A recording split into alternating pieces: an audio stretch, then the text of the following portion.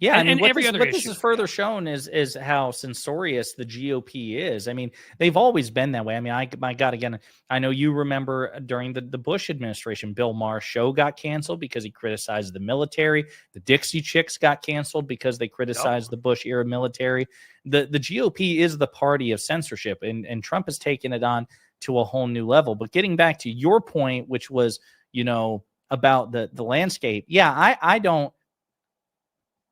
I have less faith in the media now with Trump 2.0 than I did when they were managing Trump or covering Trump during the campaign, during the Biden administration, or even Trump term 1. They have signaled already that they are eager to capitulate to Trump out of fear or viewership or both. But yeah, I don't expect CNN's going to be nearly as hard on him as they... If they still exist. Uh-oh. I think we have some frozen oh,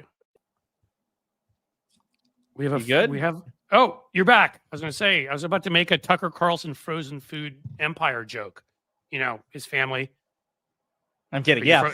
No, I'm messing with you. I know, I was having fun. I know. So, they're the Swanson food, fortune. Oh, the puppy's excited about it. Yes. But, I mean, it's again, making things that are comparable that are simply not comparable, and they've been lying. And again, that's why I've seen this media model growing worse and failing even long before Trump. And a lot of people that are never Trumpers now that say this now, they didn't before. Again, I'm friendly with some of them. I'm not ripping on them. I'm a big doggy and kitty kind of guy. Sorry, your chat was asking. So while you're talking. Put the puppy up there. That's awesome. Go for it, man. Doggies and kitties are the best. I'm at my office. If I were at home, I'd have kitties up here everywhere. But I mean, the problem, people are like, well, what happens? I mean, if the Washington Post dies, I'm like, let it die. I mean, I honestly believe the corporate media model was failing us before. It was failing us when it allowed Newt Gingrich, the first 1.0 clown, to become Speaker Mitch of the House. McConnell 1.1. Right. Sarah Palin, and to treat her like she was a normal candidate for vice president who had any ability to be there. They've been covering up for Republican lies and deficiencies and stupidity for years. And they've proven themselves incapable of doing what they claimed that they would do, which was objective journalism, just tell you the truth no matter what. They turned that into 50-50 down the middle. And that informs nobody. And their role in the First Amendment in our Constitution is to inform people so people know who to vote for and what's in their best interest, and that kind of thing. And so they are abrogating their role in the Constitution. I've heard that 1 in 10 Washington Post subscribers have gotten rid of it since that the Bezos pulling back on the endorsement. Good. I mean, as far as I'm concerned, New York Times, Washington Post, LA Times, CNN, let them all die and let us fill in that space. If people would step up on the left with money, or others of us who have been able to create content that people want to see, let us fill in that space and have people come to us, because the truth of the matter is, and there are exceptions to that. The Philadelphia Inquirer, owned by a private foundation, is liberal, very good, honest. The only newspaper, as I pointed out again and again, after that first debate between Biden and Trump, the only newspaper in the country that called on Trump to get out because of all of his lies. Yes. Okay. Great. That's one that is not corporate control, whatever. The Cleveland Plain Dealer, where Chris Quinn, their editor, said only one of these two candidates tried to overthrow the government and wouldn't accept the results of the election. This was when Biden was still running. Are we going to criticize Mr. Biden? Yes, we will not treat these two like they are equals. We will make very clear one of them does not believe in our form of government, and they did that too. Those guys, I'm all for supporting. I subscribed right away. ProPublica, Cleveland Plain Dealer, the Philly Inquirer. Yeah. Yes, the ones that work, the ones that are doing the good work out there, subscribe to. Unsubscribe from the others. If they die, we will be better for it. That is my take. One of the things that's so sad about Trump winning is some people say, well, maybe he won't follow through with the shit he's promised, and I don't predict anything, and quite frankly, I think people should be very hesitant to offer predictions, particularly after this election. I think we should look at the field of opportunities and field of options before us and timelines and say these are all possibilities. I have no claim to what Trump will or won't do, but I submit to you this: even if Trump, best case scenario, basically just fucks off and golfs for 4 years, all he really cares about is killing the investigations into him, and he just wants to chill for 4 years, I would argue that that's still pretty disastrous for the country, because what this has done is it has established a precedent to future right-wing demagogues and authoritarians who are much more clever than Trump, younger than Trump, more ambitious than Trump. And what it says is, okay, you can lie 30,000 times. You can inherit a good economy from your Democratic predecessor, drive it into the ground in 4 years, not just due to pandemic mismanagement. And ignore a pandemic when you know, we have private tape of him realizing what was going on. Yes. And Dr. Deborah Birx, one of his chief medical advisors, she went on the record in a CNN interview and said, I think the first 100,000 deaths were probably inevitable, but everything after that could have been substantially mitigated had the Trump administration taken things more seriously. He mismanaged the pandemic. He started a trade war with China. He didn't submit any of his promises. He separated, children from their parents. He tried to institute a Muslim ban, all this crazy unhinged shit. And then, of course, trying to steal a free and fair election, and then, resisting and breaking the peaceful transfer of power. You can do all of that. And not only will you not be legally accountable, you will not suffer meaningful political consequences, and you can, in fact, be rewarded. And so I submit to you. And actually, the incentive then now is to run, because the incentive Why not? Well, if I don't want to go to prison and I've been convicted, I'm either running out of the country or I'm running for president, because that's so, and again, not based in law, based on a stupid opinion written by staffers under the attorney generals of Nixon and Clinton. It's not in the Constitution. Yeah, but plenty of other democracies do that, by the way, like have prosecuted presidents while they're in power, and somehow we're respecting this stupid precedent. That's the thing and again, I take your point on that, but it's one of those things like, I agree. So he's referring to the Office of Legal Counsel opinions from the Nixon era, in which the Justice Department says that they don't prosecute a sitting president. But here's the thing, Cliff, even that I'm willing to accept, because I can at least buy the argument, but that's temporary. What the Supreme Court did in Trump v. United States. No, you're right. Is scary. Really. Is terrifying. And I almost wonder if the Justice Department would have had a better time asking the right-wing supermajority on the court when they were making the case. You know what, Your Honors? I understand the tenor of these questions. I understand some of the things, the point of questions you're asking me, where you're kind of signaling where you're falling on this. So I'm going to ask you instead, Your Honors, I'm not going to make the case about why presidential immunity is terrifying and it's un-American and it's all these things. I want you all to close your eyes and pretend it's Barack Obama standing right here asking for the unhinged shit that Mr. Trump's attorneys is asking for, saying things like, if the president, literally he was asked, they were asked by Justice Kagan or Sotomayor, okay, well, if the president orders a coup, should that be prosecutable? Right. And Trump's attorneys were like, well, maybe, but not necessarily. So Justice Alito, Justice Roberts, Justice Kavanaugh, just close your eyes and pretend it's not Trump. Pretend it is a black Democratic president. Did you ever see, I have to ask you when you're saying all this, and I don't know if you're thinking of it because of it, but did you ever see the movie, and it was based on the book by Grisham, which I read, and it was a great book, or whatever, A Time to Kill? Is that with Christopher Walken in it? No, that one is with Matthew McConaughey, Sandra Bullock. Essentially a bunch of white hillbillies attack and rape Samuel L. Jackson's daughter. And they're being tried in court. And Matthew McConaughey, I'm sorry, if folks haven't seen it, I'm ruining it, but spoiler alert, you'll still 30-year-old spoiler movie. alert, you're still going to enjoy the movie. It's a great movie. His closing argument, it sounds a lot like what you were just saying, which is he describes what was done to this girl, what she looked like, when they were done with her, how, all this horrible stuff. And he's like, now imagine she's white, because it was a little black girl who was the daughter of, and then it was like, So, yeah, but the sad, and this is the thing, man, this is where I'm telling you, folks, I'm trying not to be doomer but we have to have a total recognition of what the lay of the land is before we can attempt to meaningfully address it. So to that point, which is we're trying to appeal to their sense of consistency. We're trying to appeal to humanity's inherent disgust of hypocrisy. Here's the thing, though. MAGA's superpower, they have so many advantages, but their superpower is their shamelessness. So if you look at polls post-Trump v. U.S., what it showed is that 70% of Americans disagreed with the Trump v. United States decision, in that they didn't think presidents deserve immunity. But when pollsters changed the question from U.S. president to Trump, Republican support for presidential immunity shot through the roof. They don't fucking care. In fact, many of them, in my opinion, I was just talking about this on a political panel yesterday, it's my humble opinion, that there are millions of Republican voters, unfortunately, I can say this because I'm not a candidate, that actually love the hypocrisy. They love the fact that Trump says one thing and does another. They love the fact that when Trump was president, he wanted to jail Barack Obama, a former president.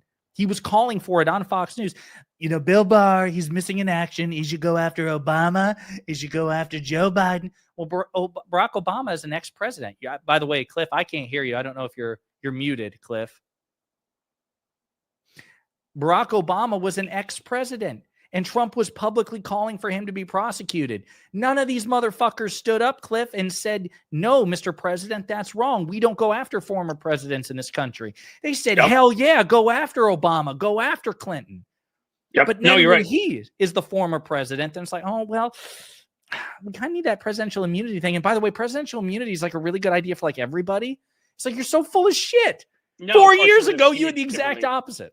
I'm sorry. Can you hear me okay now? Yeah, now I can hear you. Yeah. Just so people know, because there's only 2 of the nice USB slots here, and one of them was for my camera, and one of them was for my microphone.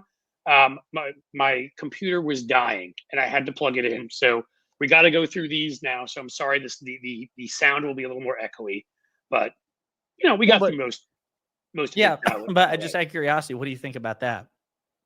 I mean, I obviously fully agree with you. I mean, you know, again, the problem is I think, and let's start with, I think the fascist mindset is that, you know, and that's what this is, right? Authoritarianism, call it what you will, is not that, you know, oh my God, I'm worried about hypocrisy, or not, I hope we can get away with hypocrisy. It enjoys it, it revels in it. Because the whole point of fascism is there's an in-group and an out-group. We're better than you. So we can cheat on our wives, Rudy Giuliani, Newt Gingrich, and Donald Trump, who've had 9 wives between them. We can do that and lecture you on family values because we're the white, you know, Christian guys, straight guys, and we're Republicans. We get to do that. You don't. I mean, again, we've said that before. Imagine Barack Obama with 5 kids from 3 different wives, and tell me he gets elected. You know, and so they love the hypocrisy of it. I think it is a key feature of fascism. It's a way of wearing people down and showing people that you're lesser than they are. Is, you know, it's like if you saw, if you watched The Handmaid's Tale or read the book, you know. You mean Mike Pence's wet dream? Is that what you're talking about? The Handmaid's Yes. Tale? Yeah, exactly that, right? All these Christian husbands who it should be perfect, whatever. Of course, they're all molesting and on the side and raping their handmaids because they don't. I'm sorry, folks. I mean, I should have said trigger alert or something, but they, you know, because it's not just about having babies. It's not just about what they pretend it's about. It's about power. And they have some club in different clubs in different towns called Jezebels, where they can go and hook up with women they've forced into prostitution. Again, that is the right wing. And if given a complete power, that is the way they behave.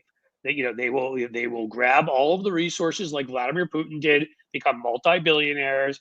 Women are disposable objects for them. You know, their race will be the dominant race. They'll always find ways to demagogue and pick on minorities, Jews, you know, gays, whatever. You know, if it's a Muslim country, Christians. If it's a Christian country, Muslims. You know, whatever it is, because that is how fascists essentially operate. So I do think you're right, and I think that makes these guys who feel dispossessed and frankly have felt like losers, have felt like I have no job, you know, I'm depressed, I'm, you know, this, I'm that, but I'm still better than you. It's the old LBJ line. As long as you could make the lowest white man feel like he was above the highest black man, you could win his vote. That's what LBJ used to say was how Republicans would win elections, and frankly, plenty of Southern Democrats back then too, if we're being honest. And so that's what this is about. I mean, and that's what it's about under every system. If you're in Idi Amin's Uganda when he ran there, if you were part of his group, the other groups were it doesn't matter who you were. So it's not just white, whatever. In this country it is white Christian, but it's any country where there's a form of authoritarianism. Yeah. The other thing, well, I've heard from Anna Kasparian that Trump couldn't be a fascist, Cliff, because he was unsuccessful. So. Oh, well, I've also heard from Cenk Uygur, the first person where I ever had a regular gig.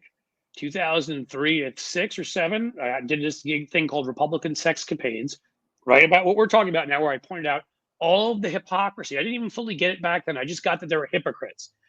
So when a senator from Louisiana like David Vitter was lecturing us about family values, but came up on the DC Madams list I would point it out. And this regular thing I did on the Young Turks every week. And now I watch Cenk as he's become more and more crazy over the years. And now I watch him saying that MAGA is not his enemy. They are his friend. It's the establishment. I mean, it really almost sounds like an anti-Semitic conspiracy theory. Just find some secretive insider group and say they're your enemy and you're an outsider, like the MAGA folks. And it's really left. It's really disappointing because, again, it goes back to the disadvantages that I don't even know what you call it, because some people say, oh, you're not progressive, you're that, this, that. The pro-democracy coalition, which includes everyone from liberals to progressives, social democrats, democratic socialists, even like whatever that broad tent is, whatever you want to call it. The Young Turks is the biggest network that we have. Yeah.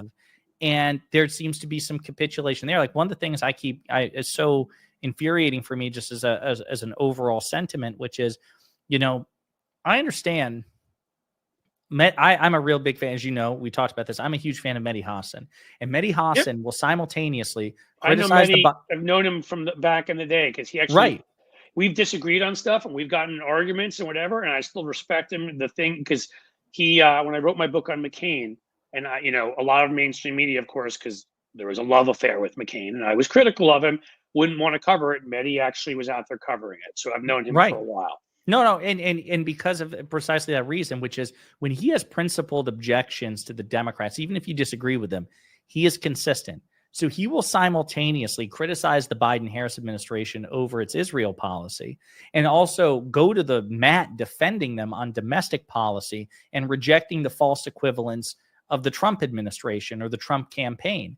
And so there's also the false equivalence of the far left of some of the sadly, in the end, 30% of Muslims who voted, for Donald Trump.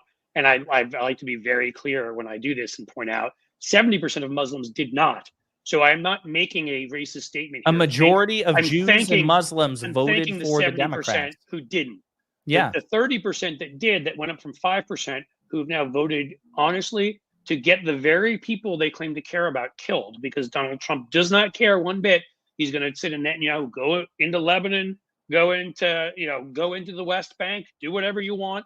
That did just the opposite. They were throwing out the false equivalencies too. But that's what I'm saying. And all of that. So, I was just going to say. So, I'm agreeing with you that Mehdi didn't do that. Yes. Yeah, Mehdi has walked a tightrope, a lonely tightrope, along with like Wajah Ali and others, who are willing to earn the ire of people who otherwise agree with them, people who identify with them, by saying, hey, listen, even if this is your single issue, the evidence shows that Trump is going to be worse on this, so don't create a false equivalence. But my point is, like, I really don't take issue with people criticizing the Democrats, even if I disagree with the criticism. I just reject the false equivalence. And so when I hear, Cenk and Anna and others suggest that the Republicans and the Democrats are basically the same when it comes to labor, whitewash. I mean, Trump was disastrous on labor in term 1, not just his rhetoric, but union busters he appointed to key positions. God, yeah. Elon Musk is one of the most prolific union busters, anti-union figures, whereas the Biden administration saved the Teamsters pensions The NLRB under President Biden has been vigorously pro-worker. And the infrastructure bill created so many jobs for workers. I mean, my God. Yes. That was like and the CHIPS bill for that matter, that brought manufacturing. Columbus, Ohio, 2 hours from here, a big Intel plant put in there. That was the CHIPS bill.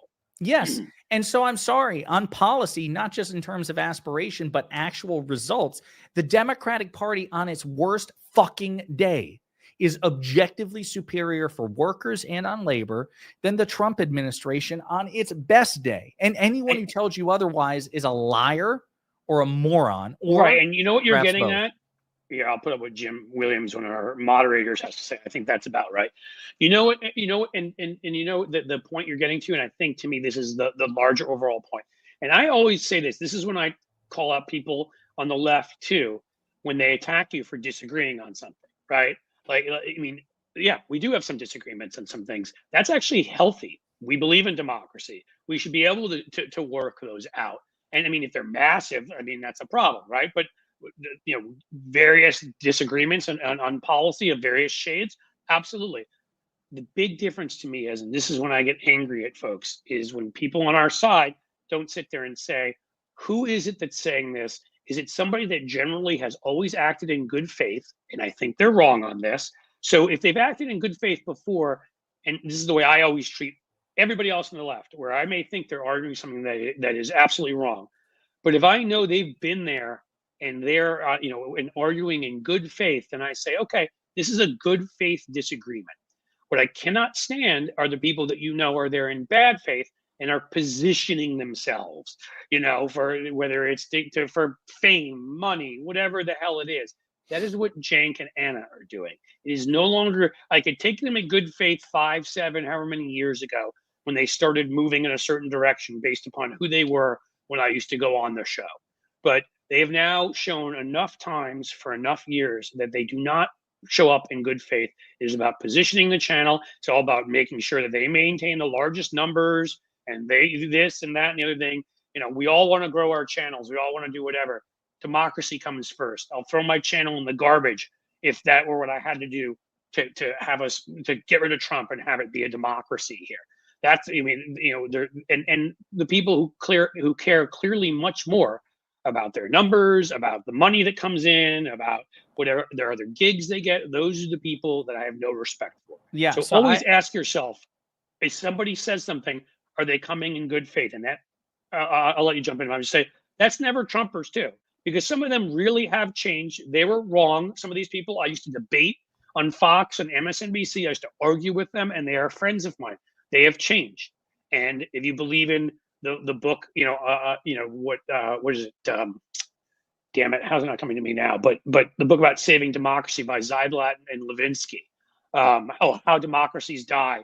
Then you believe in what Jessiah said earlier, which is to defeat an authoritarian movement of the far right or the far left, you need everybody who's willing to be on your side in good faith.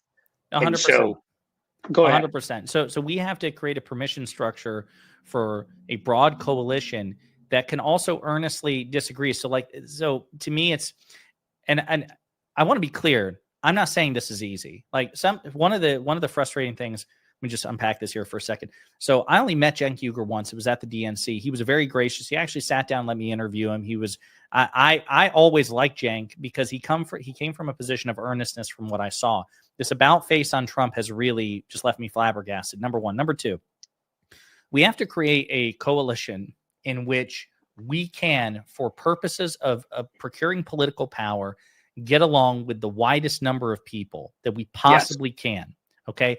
Obviously, there are limits. If there weren't limits, we wouldn't have political opponents because they would be allies. There clearly must be red lines. And I understand that we're not going to 100% agree on that, but we should all, from moderates to progressives and everybody in between, be mindful about what we're willing to compromise. Sometimes progressives are not going to get what they want. Sometimes moderates are going to have to give more to progressives than the more moderate approach. I totally understand that. And it's easier said than done, but that should be the guiding calculus. For me, it is, I might disagree with I imagine I disagree more with moderates than progressives overall on certain policy things. Like I probably want to go further than somebody like Jared Moskowitz or a Jared Golden or somebody like that. Yeah. But they are a part of the team as far as I'm concerned, because as long as they are to me, when you've left the team from either side, when you're Rashida Tlaib or Nina Turner and you refuse to endorse Joe Biden, you're no longer on my team on one side. And when you're Joe Manchin and Kristen Sinema and you're trying to hurt from the other side, and that's what I always say, that's how I can prove like I'm not pushing for one side or the other, kind of like what you said. I am pushing for that vast middle from the, over where if you're for Biden, if you're for democracy, we're going to disagree on some issues. It's inevitable. Like I'm pissed about what happened, for example, yesterday. And this is a classic example. AOC is to the left of me. I disagree with AOC on at least a half dozen things. Okay. But she is a force in our party. She is a strong voice. She is so much better at messaging. She is so much better at controlling the narrative. To choose Jerry Connolly over her is just a so colossal stupid. mistake. Yes.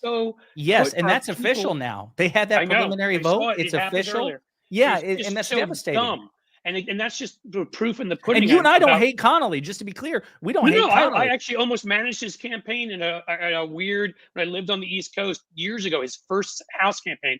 I was interviewed. He didn't choose me. He's me and like two other people. But like I went and met with him, and it was, so to be clear, I agree with Connolly. I'm looking for the most effective messengers, and I don't have to agree with them 100%. I have to know that we're part of that broad coalition, and they're going to kick ass for us. And I know AOC is proven. Will. She to me is a great example, because you want to talk about a woman who was reviled by not just people on the right, but often by the center and pilloried.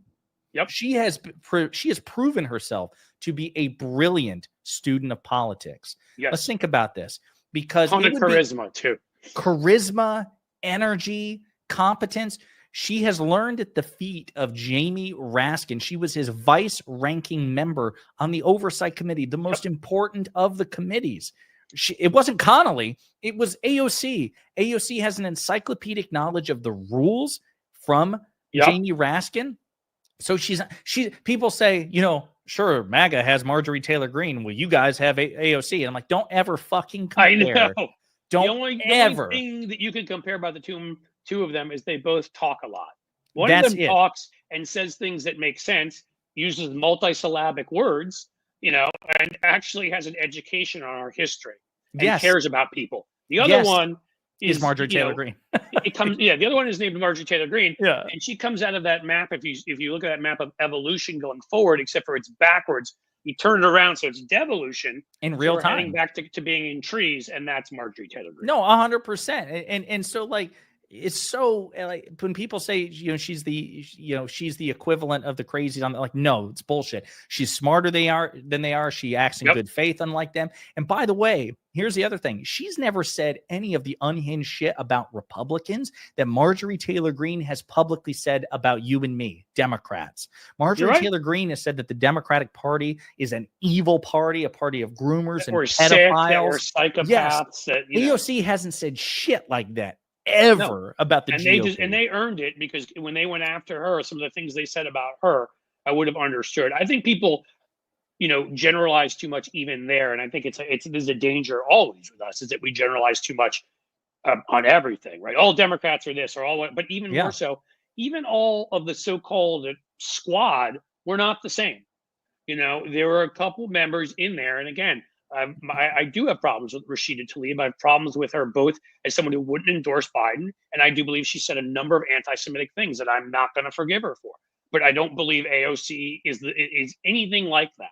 Well, Ilhan Omar and AOC both endorsed President Biden. That's right. They Same stood with by Omar. President Biden. I support her too. They supported Vice President Harris, and that's the thing, because they recognize power is better than endlessly critiquing power. There are some people out there who just want to bitch, and they don't actually want the responsibility and the stress associated. It's much with easier to power. Complain. It's also much easier to get fans. It's much easier to make money off of a Substack or a YouTube or whatever it is that you choose to do. That's the easy way, is to not offer any solutions and just say, tell everybody everything sucks. And these are two badass women, as an example, that I imagine a lot of people disagree with in terms of specific policies. But damn it, they have learned. They are quick studies. They have an AOC in particular. Like, yeah, when I saw that Pelosi was whipping, but I have enormous respect for Pelosi as a speaker, that she's certainly in modern history the most successful United States speaker, perhaps in the history of this country. Oh, in terms of legislatively, she'd be on the Mount Rushmore. 100%.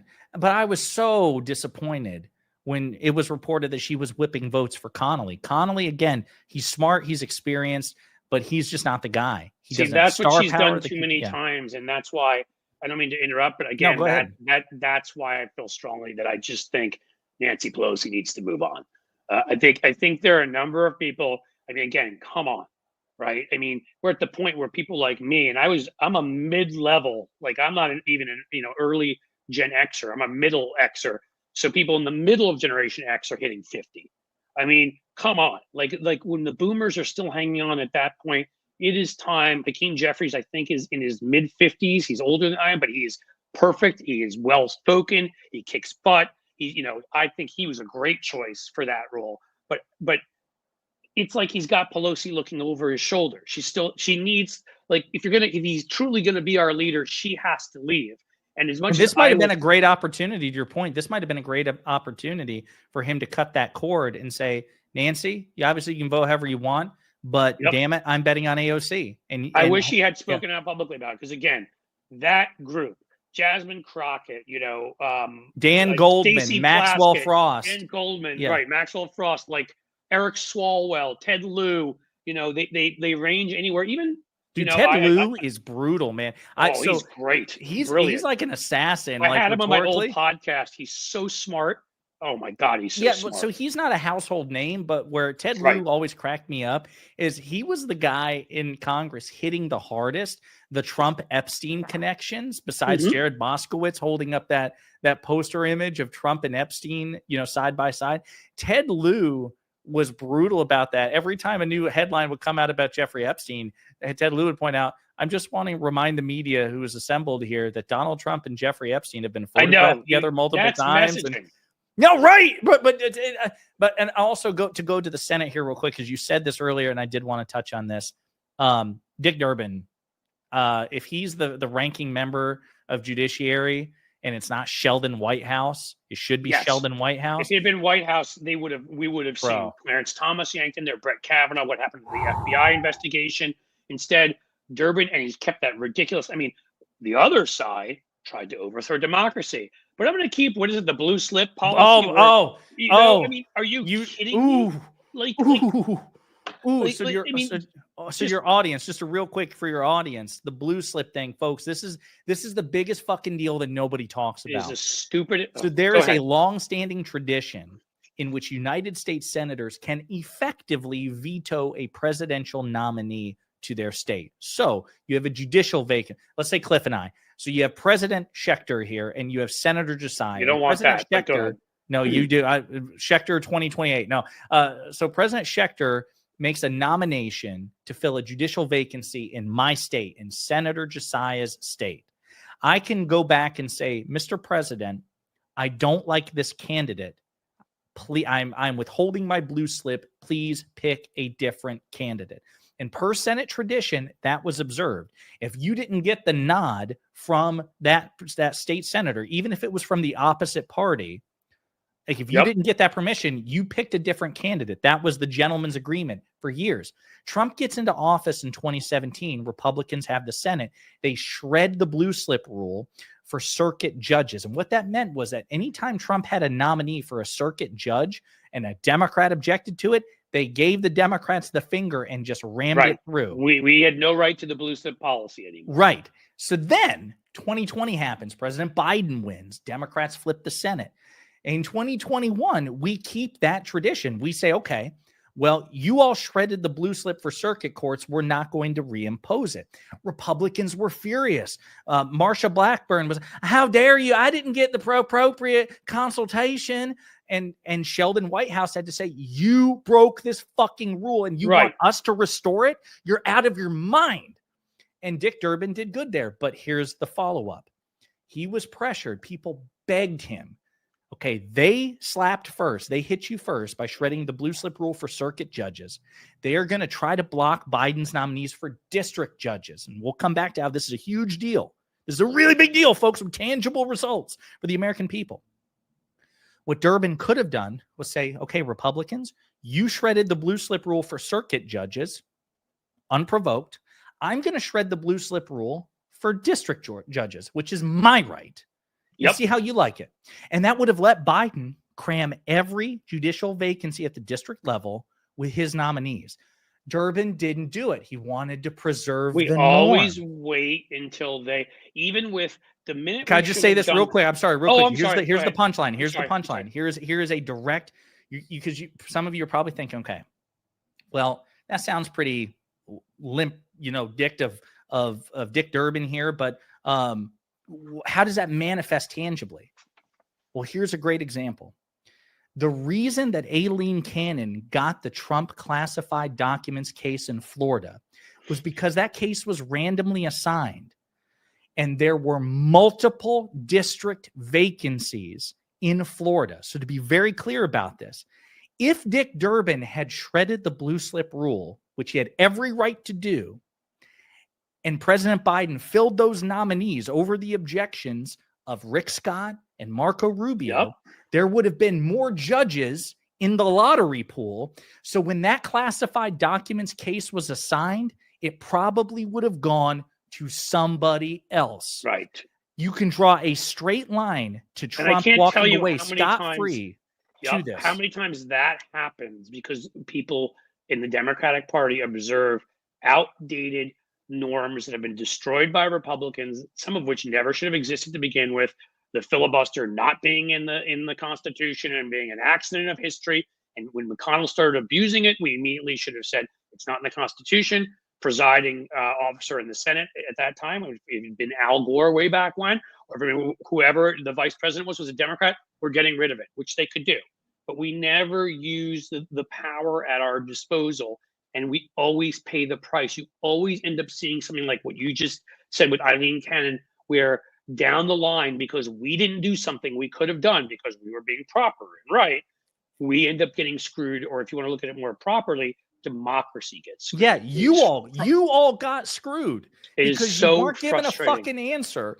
In that classified documents case, ultimately, you can draw the line directly back to Dick Durbin saying, no, we're going to preserve norms. And here's the clicker. Here's the kicker, Cliff, which is what we're told is, well, because Democrats didn't do it, that's just going to incentivize Republicans not to do it either, Cliff, because we could have done it and we chose not to, and so they will be inspired. The way Republicans act. Yes, absolutely. What do you think of that? Like, I know you hear that excuse. Can you please, like... Oh, I say the same thing every time. If we get rid of the filibuster, well, then they're going to get rid of it anyhow. And my response every time is the only reason the Republicans hadn't gotten rid of the filibuster is they didn't need to. They got rid of it for judges. We were forced finally under Harry Reid, who was one of the first people that actually did take a step ahead of Republicans and said, all judges but the Supreme Court. The minute Republicans needed it for the Supreme Court, Gorsuch, they got rid of it.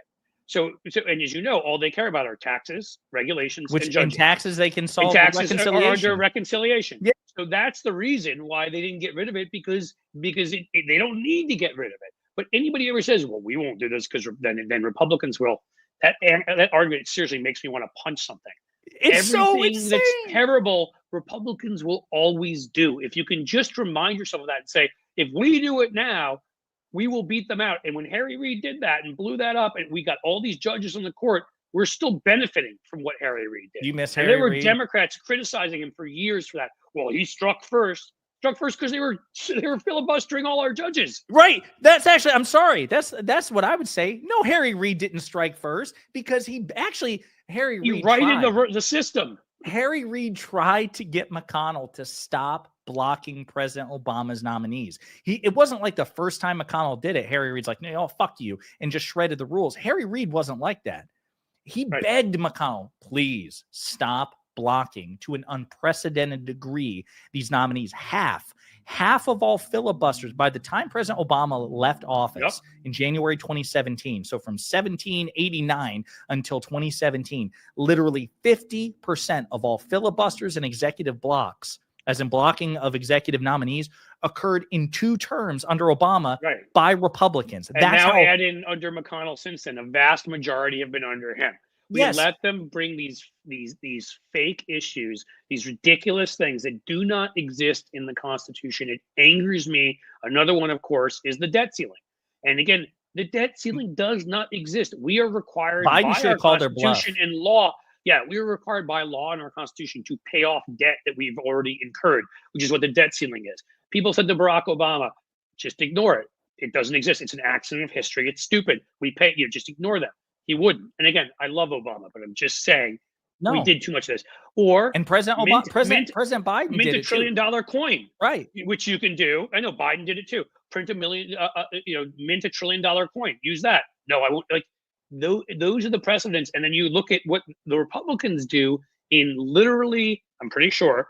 I know what state you're in. I know what state you're from, but I assume you're sitting there right now. North Carolina. He is sitting in right now in North Carolina. What happens when we elect a Democratic governor and attorney general? They take power from the governor and the attorney general. Right. They pass a series of bills to strip power from them, break all precedent on it, because that is how Republicans use power versus they'll literally do things that are questionably legally and often are quite illegal to take power in North Carolina. We have something here in the debt ceiling, the filibuster, all these things that do not exist, should not exist. We've allowed them to exist through our weakness, and we never just say, you're not holding the economy hostage. Oh, it's killing me. So like you brought up so many good points. The debt ceiling thing. Yeah, President Biden should have called the Republicans bluff.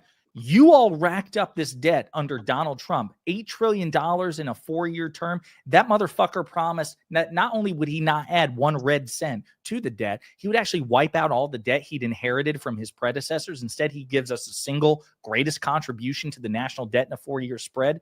And you want to leverage the debt you racked up in a way which will hurt the American people and hold me hostage? No.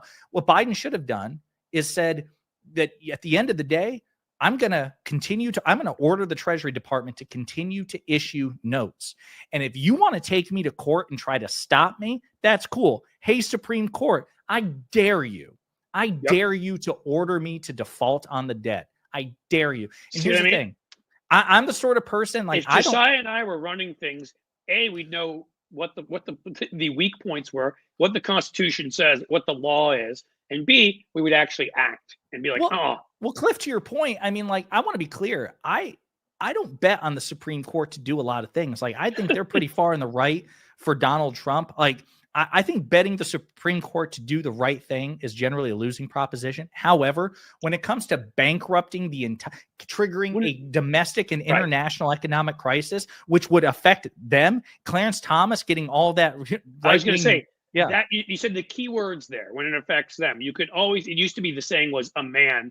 I will be better about this as we are our modern world. You can always count on a person acting in their own self-interest. Right. As long as it's in there, that is how Biden got McConnell, as I've said, to be able to sign up. And you may know this too, on the infrastructure bill, because no one was paying for the Brent Bridge between here and Northern Kentucky that's falling in the damn water. So people, and he had an interest in that infrastructure bill, as did certain Republicans. And McConnell showed up. He did. President Biden and McConnell showed up in person. Yep. Yes. No, it's a great point. And that's one of the few times where I would bet everything that the Supreme Court in that debt ceiling crisis, it would have been a 9-0 decision. No, you can't make the president default on the national debt, which would trigger a domestic and international economic crisis. That, to me, I totally take your point. You brought up so many good examples there. But that's you too, man. It's fun talking about all this stuff because, again, how old are you? 33. Okay.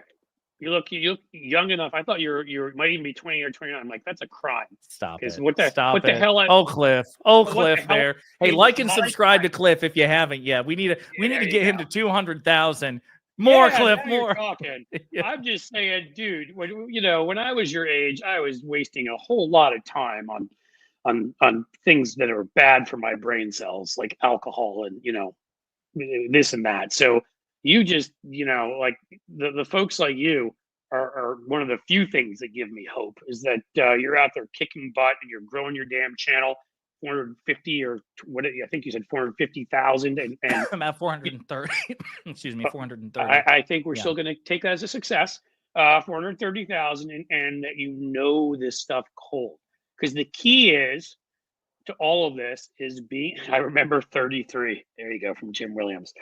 Hey, 33 is 19 years ago for me too, pal. So in any case, the key is two things with this. It seems to me, you got to know your stuff, but you also need to be able to entertain. Now, you may just have to be able to entertain on YouTube, but if you don't know your stuff, then that's great that you're entertaining people, but you're not really helping things out. So you're entertaining them and you're getting them to watch you, but you're also teaching people all this while you're doing it. And that is what is essential, my friend, because not enough folks are out there doing that. And people need to know all of this, and we need to repeat it again and again, whether it's the debt ceiling or the filibuster, or, there even are things right now where I was seeing initially, Durbin wasn't moving quickly on judges. And I think a lot of us started screaming and they started moving on them, right? Yeah. And as well as executive appointees. We got screwed by Cinema, and Manchin on the NLRB. And there's nothing we can do about that. They are the treasonous folks they are. But every single person who we can put in a position who will be there longer, embedded in the bureaucracy while Trump is in office, get them in there. I mean, this is look at all of this stuff, the bureaucracy, judiciary, parts of the media, whatever. This is our immune system. The more you can bolster our immune system to fascism before that virus hits us on January 20th, the better shape we're going to be in. That means every one of these folks, every one of these things you could do.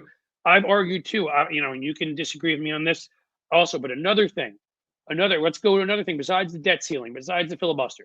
There is nothing in the Constitution that says an amendment must be ratified in a certain number of years. Nothing. That little fake Republican vote to say, well, the ERA has taken too many years. No, it is not valid. There's no expiration Joe date. Biden right now, can you imagine how that would give people on our side energy?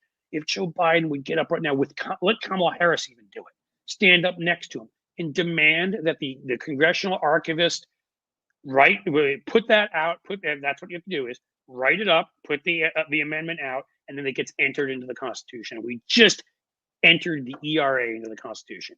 If they would do that, I mean, no, 100%. Listen, I wish we lived in a West Wing style universe where things could be litigated in good faith, and we had Martin Sheen and we had Alan Alda as the reasonable Republican sit down. Remember him? The pro-choice, Republican who believed in climate change. Right. Yeah, that's how you know that's how you know it's fiction. But we don't live in that world. And so I think there will be disagreements on specific policy outcomes, but one of the things that I'm more encouraged by is seeing. So I don't know if you're familiar with liberal streamer Destiny, but he's someone I interact with quite a bit too. Destiny, I've seen the name. I don't know Destiny personally. Well, you should check him out, because I imagine you two would agree on a lot of things, and he's a shit stirrer and a shit talker. So I think you'd get along with that. We get along great. I'm going to make you introduce me to everybody, just so you know. What's interesting is he's kind of been a litmus test for me, because when I first met him, he was very much such a pro-institutionalist that and I'm paraphrasing here, but he was of the mindset that, as frustrating as Trump and Republicans were, Democrats, for the sake of our institutions, should just take it on the chin and just hope like hell that, basically we shouldn't do anything about the institutions because somebody has to be the adults in the room. He has since been radicalized, and I think in the best possible way, where he's so fed up. Certain degree. He's so fed up with the bullshit double standards that he's on the proverbial warpath. And he's like, if these institutions won't curtail MAGA extremism and right-wing authoritarianism, then you change or you fucking break and replace the institutions if need be. That's where I am. You play ruthlessly. Again, when we're starting to become the conservatives, there's something wrong. We're like, let's protect institutions. Yeah, I'm a big believer in protecting institutions that work.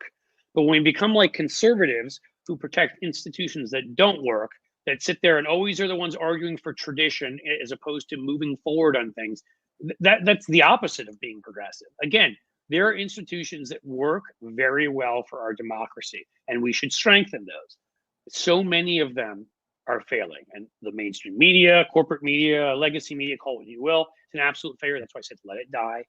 The electoral college, the filibuster is terrible. The filibuster, you're right. And the electoral college is obviously tougher because that is in the Constitution. I want it to go away, but that again, there's the interstate compact, which we should find a better name. Again, Democrats are so bad at naming stuff too. I mean, come on, mark it, folks. But were you pleased? I'll say this before as we wind down, but were you pleased? I was really happy about this, that President Biden had the wherewithal to say during a recent speech, I think it was it Bloomberg or was it was the Brookings Institute? I'm sorry. He said, one of the things I learned from Trump, put your damn name on the checks. I don't know if you saw that from President Biden, but he said that. He's yep. He said it. He said on microphone, on camera. He was like, we did this, and this. And he's like, and then he said, and by the way, something I learned from Donald Trump, I didn't put my name on the checks. He did. Stupid. It's exactly right. It's sort of like they should have been very clear. And my God, we all witnessed this with Obama when he passed the stimulus, and then Republicans ran back to their districts and took credit and whatever. We should have made very clear in any bill, especially if Republicans weren't going to vote for it anyhow. No, you don't get to name anything after yourself. No, you don't. You don't get to present a check. No, if you don't vote for it, you are legally excluded from the process of going and bringing that check to that locality that gets it. That is going to be you could have passed something, the nearest representative or senator who voted for it, or it could be the president or whatever. But no, I mean, I cannot stand when they do that. They vote against it and then they take credit for it. Again, these are the little marketing things that we have to get so much better at. And part of that is just willing to be aggressive and willing to be ruthless. I'm sorry. But it's not even being ruthless with all the stuff they've done to us. Sorry, you don't get to put your name on a fucking check that you had nothing to do with. All right, you don't. Yeah, that's exactly. And Cliff, Trump is gonna fucking take credit for everything over the next 4 years. All those prescription drug prices that Biden lowered, Trump's gonna say he did it. All those roads and he already bridges. has claimed he passed that once. That veterans bill, benefits bill, he passed all the time. I mean, you're right. He'll take credit for all the good stuff, and then everything that's bad will be Biden and Kamala Harris's fault. And we have to be relentless about this. Anytime a Democrat is on camera and they're talking about under the next Trump administration, they need to say, and by the way, whoever they're talking to, I just want to clarify, Donald Trump didn't have any damn thing to do with this road or this bridge. That was done because of President Biden's infrastructure bill. After 4 years of Trump promising to get it done, Biden got it done in less than 1 year. These bridges and roads are being built now, but it's not because of Donald Trump. Yeah, right. It was every week. It's infrastructure week. I mean, it became a freaking joke. I mean, is it infrastructure week again? I mean, I remember doing that all the time. Biden came in, didn't talk about it, just said, we're going to do it once or twice. And he went ahead and did it and got McConnell to support it and got a coalition of, I think, 15 to 20 Republicans to vote for it. Right. I mean, in this atmosphere, when one party is, again, to quote you, an authoritarian cult, exactly right. Joe Biden found a way to win over that many Republicans. Again, on foreign policy, for the most part, there are some exceptions, but on foreign policy, for the most part, I think Biden, I'd give him probably at least a B+, something like that. On domestic policy, I'd give him, and legislating, I'd give him an A+. What he did was more progressive. He passed more legislation. It's in fighting back against Republicans, where early on, I would have given him a higher grade. In the last couple of months, I've been very disappointed. I say this as somebody who wrote ads for the man in 2020. I'm still a big fan. I still think he will be a top 10 president definitively, but overall did an amazing job. I just wish he could get outside of like the age that he was in the Senate in and others, and they would just start hitting back in a more forceful way, the way younger Democrats are. Because again, if that ERA thing, if they did that with the ERA, if he did a number of these other things we're talking about and left office on that note, my God, his legacy. Yeah, and make them try to legally challenge it. Like if Republicans, even though constitutional amendments are non-justiciable, that's one of the checks against this court, which, by the way, Sometime we're going to have a separate conversation, because I think there are two threats in front of us. The immediate proximate threat is Donald Trump and MAGA. The long-term threat is the United States Supreme Court. I'm sorry. This notion of checks and balances, it's supposed to go both ways, but we have effectively created a system where one branch, the smallest, unelected, unaccountable branch, is giving orders to the other two branches. That doesn't work for me. As much as I want the Supreme Court to be a check on Donald Trump for the next 4 years, I'm actually categorically uncomfortable in general with 9 unelected philosopher kings being able to give orders to the elected branches and not in turn be checked. That doesn't cut it for me. I like to get people, I thought it was alliterative and fun. I was trying to popularize the phrase of Republicans in robes. We would just refer to them constantly that way. Oh, you mean the 9 Republicans in robes? I mean, that's, actually the 6. That's what they are. They're not, Brett Kavanaugh, John Roberts, what's her name? The most Amy recent Coney one. Barrett. They worked on Bush's campaign. They were consultants. I mean, I'm sorry. Like, most of them, Gorsuch's mom was the head of the EPA under Reagan. Like, these are people, these are not judges. These are, and Alito is an Opus Dei. Talk about DEI hires. How about Opus DEI hire? That's what he is. And bro, the temerity they have to throw shade at Justice Ketanji Brown Jackson. Oh my God. Who is more qualified than all of them put together. 100%. And here's the deal. If we don't do this, because we might as well continue with this theme that we've been talking about this show, which is things that don't exist in the Constitution, like, let's say, 9 judges on the Supreme Court. I like to bring this up often. 1867, the last time that we added a judge to the Supreme Court. All right. And we grew the size of the court. Yeah. The population in the United States of America at that time was 30 million. We are now 340, 350. We have grown by 11 to 12 times since then.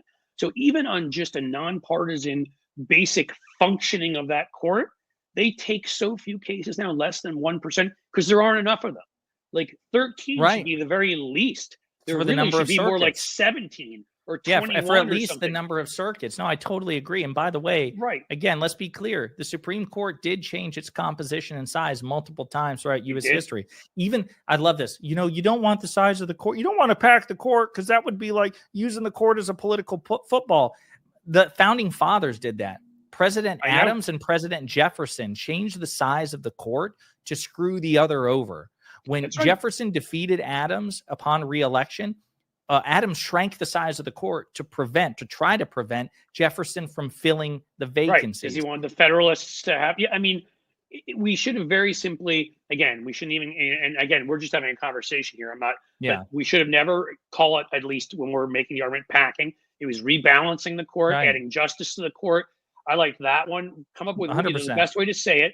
But again, even if we get to 13, now, partisan-wise, that might help, but it's really not going to be enough to handle all of the cases. They really should look to almost double it. I think 17 would be a solid number. And ethics requirements out the ass. I'm sorry. Exactly. And I'm so sorry. Another area where Biden did not fight enough. They should have come in, looked at what that Supreme Court did, that there was no way they could stop him on this. It is not, I mean, there's always a way they can cheat and lie and steal like they do, but it's not in the Constitution. And I think right away, they should have said, this court has been illegally taken from us. The Senate did not even perform their duty of advise and consent when Barack Obama was president for 10 months, by the way, 11 months, when he should have had that right to put a justice there. They forced one on during voting at the last second. It is a kangaroo court. It is ridiculous. And we are going to right now. And then again, let's bring back that argument. But Republicans will then do it. They'll do it anyhow. I promise you, anytime in the future, if we have a majority.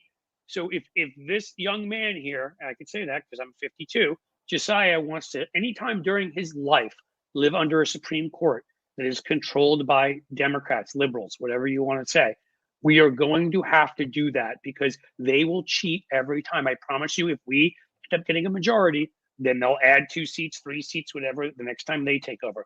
That's what you're looking at here. That's the Republican Party. Their shamelessness is their superpower. Yeah. Cliff, man, I could keep riffing with you for another 4 hours. No, I feel bad just because, you promised me 30 minutes and I think I got 2 hours, hour and 45 minutes. I don't even think I can. I'm gonna have to figure it out. I'll put some of this out as a video because I can't even rebroadcast the whole thing. They only allow you to rebroadcast 2 hours. Oh shit. well, listen. Okay. Yeah, no. We'll figure it out. Use it to your best possible content. I appreciate it. All of our conversations behind the scenes and in public are all amazing. I really like the work that you're doing. I appreciate you not only collaborating with other content creators and trying to connect them, but also really bringing the fire that you don't want Democrats to just be pushovers, that even if you disagree with like an AOC on policy, you admire the fire she brings. And so you're willing to elevate her. It's the most That's what we important need. part. That's team player energy. So I really appreciate I'm there that. for it. That's the most important part, man. I get her back anytime. And again, she had yours. That's right. That's right. So I disagree with her on a couple of things. I agree with her on a hell of a lot more than I disagree with her on. And if there's somebody who I agree with every single thing on, but is going to be a weaker leader, I will support her 100 of 100 times because that is what we need. So perfect. Well, man, you are an awesome man. You seriously, again, don't mean to sort of in any way have it sound condescending. There is Jessiah up here on Pondering Politics. Go get him up to 500,000, a million, because the man, as you can tell, he's got the skills, he's got the knowledge, he's good at this. We need his voice out there. You're fantastic for joining me. I'll be in touch about more because I'd love to do this more. I think these are good conversations to have. Yeah, so. Likewise. One of the things that we talked about this before, and I haven't done any in a while. Last thing I'll say, we need to be on some debate panels together. You and I screaming at some. Let's get to. I know I haven't either. I want. Yeah. I've openly said, please, any of you out there, if you have the guts, Ben Shapiro, supposed smart man of the right. Pick one other of your stooges over there. I don't even care if they're being paid by Russia. Bring Benny Johnson along if you'd like. And I'm pretty confident that me and Jessiah will, by the time we're done with them, we'll have shredded them, destroyed them with facts and logic. That's right, and some entertainment and mocking. I would add a lot of it. All right, buddy. Cliff, you take I appreciate care. it. Thanks, buddy. Bye. Thank you. Wow, guys, that was a ton of fun, and I didn't think it was going to go that long. And so we're going to have to cut some of this off. This is by far the longest. I think we went an hour and 50 something minutes. Wow. You guys are fantastic for hanging here for all of this. You're awesome. I think I read out all of the super stickers, super chats. Didn't really get a chance to hit you all up and get you to support the effort because Jessiah was here. But I'll say one last time before I leave, if you guys, anyone can be supportive with a super chat, super sticker, join Patreon, joining the YouTube members club. Again, these are the things I'm trying to build up, the sort of revenue streams that allow me to do this. And I'll only add to what I do, the more folks are willing to do it. So does somebody have one for me? Come on. Do I have to do my Jerry Maguire? You got one for me? Come on. Who's it going to be? Who's going to be? Who's walking out here with me? It's going to be the goldfish. Come on, guys. Who's it going to be? Who's it going to be? Am I going to fail? Am I going to fail? Are you going to embarrass me in front of the world? Who's it going to be? Come on, one person. One. Somebody's got to leave with me. I need someone to leave. All right. Hey, you guys are awesome. Seriously, thank you for everything. And we will be here tomorrow. Same bat time, same bat channel. And it's later, and Trump wants to get rid of daylight savings time or whatever. But I still think even under those circumstances, as the sun sets slowly in the west, I bid you a fond farewell. And goodbye.